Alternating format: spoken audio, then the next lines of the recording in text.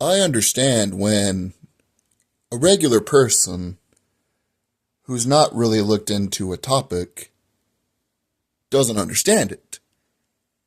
Here's what gets me. When someone with a degree in a subject still doesn't know about it. Let me preface first, this person is not a bad person at all. They're actually really nice. They did not resort to ad hominem attacks. They let me finish my point. I let them finish theirs. This is sort of how the conversation went. This person has studied science and academia, which I can respect. I respect someone who is able to study things and understand things like science and history and things like that. But as the conversation progressed, I made the statement that I was studying the history of Ireland because my family lineage traces back to Ireland. And we came here in Appalachian Mountains, and we settled down there.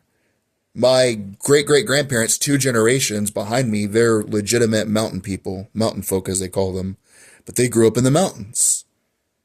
And when it became a national park in the 40s, that's when they moved out of the mountains. But as we were discussing this, I was also talking about how no particular ethnicity is native to the lands. If you read history of every country, whether it is countries in Africa, Asia, Ireland, as I am reading at the present moment, the first people who were in the area are only known because of archaeological evidence. They look at the pottery, they look at the buildings being built. The first documentation where people could actually write down their thoughts and feelings and document how the days went and progressed were the Celts. And the Celts,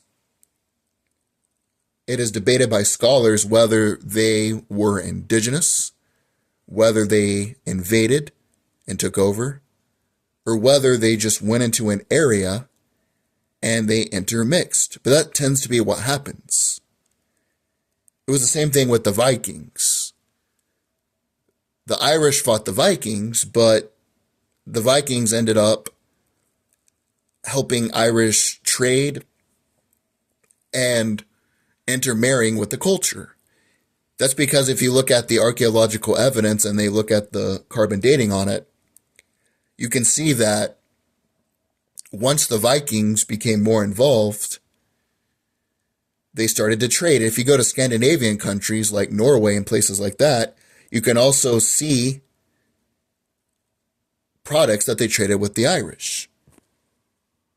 But as we were delving deeper into the conversation, she made the point that we're all human, we're all one, we're all this, we're all that, which I don't subscribe to. I'll tell you what's amazing. What's amazing is we're different. If everybody was the same, the world would be boring. Sometimes I like listening to a little Tom T. Hall. Faster horses, older whiskey, more money. Other times I want to listen to James Brown. Wah, feel good. Do do do do do do. Other times I want to listen to some Mozart. Do do do do do. If everybody was the same, if every culture was the same, the world would be boring as hell. But an example I gave was that even athletes who train in the same areas, for example, in college, if you follow American college sports, it's over $1 billion business. These athletes now, even in colleges, are trained with professionals. They have people on staff who provide them nutrition, they count their calories, they have personal trainers, everything. But in the combine, the NFL combine, where they measure things on average, the people who can lift the most in powerlifting are Caucasians. And then the people that are the most explosive, running, jumping, and things like that, are African American.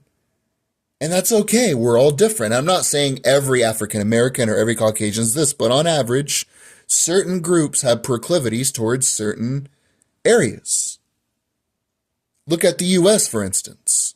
In the US, despite its issues, we are freer, I would say, would be the correct terminology to use, than other countries to pursue our own interest.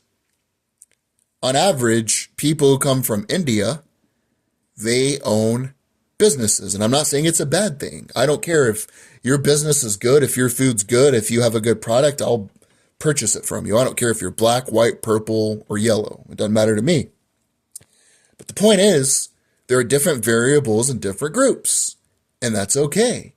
And then she tried to point out, well, that's because African Americans worked in the fields during slavery. But there's a couple issues with that. Not saying she was completely wrong, she was just incomplete. Let me give you an example. The only people that were able to own slaves were affluent plantation owners in the antebellum South. Your average poor white person worked on the farm all the way until the Industrial Revolution. But slavery comes from the word for Slav, and slavery has been on every continent. And today we have more slaves than ever, just in different forms. Every race to a certain degree was conquered and were enslaved, but slavery had nothing to do with race. It used to be that people would enslave people who were closest to them, that they viewed as weaker than them. But I just had to disagree. I don't understand how, and I'm not trying to disparage her name. She's a nice person. I have nothing personal against her. But how can you be a person of science, an academic, who studied these things deeply, and you don't think there are different variables between different cultures and things like that? And we get into the whole nature versus nurture conversation. But the point is, quite simply, it's good that we're different. If everybody was good at singing, we would have a lot of singers, but we wouldn't have clean water. We wouldn't have navigationable roads. We wouldn't have good food to eat. It's good people are different.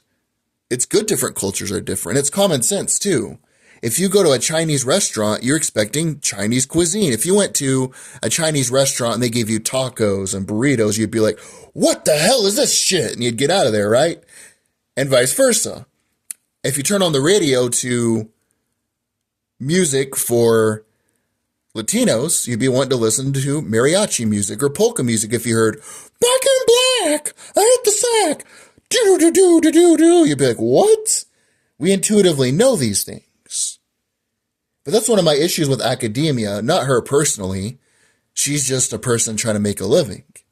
But people in academia, they really want you to believe that men and women are the same and that everybody's the same. We're all human. Here's the thing. Diversity makes us great.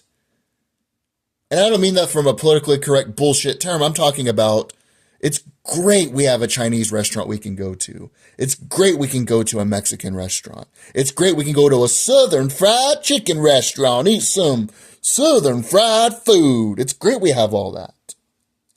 And even culturally in the United States, the South is a lot different than the North. We have our own culture. And that's what makes it great.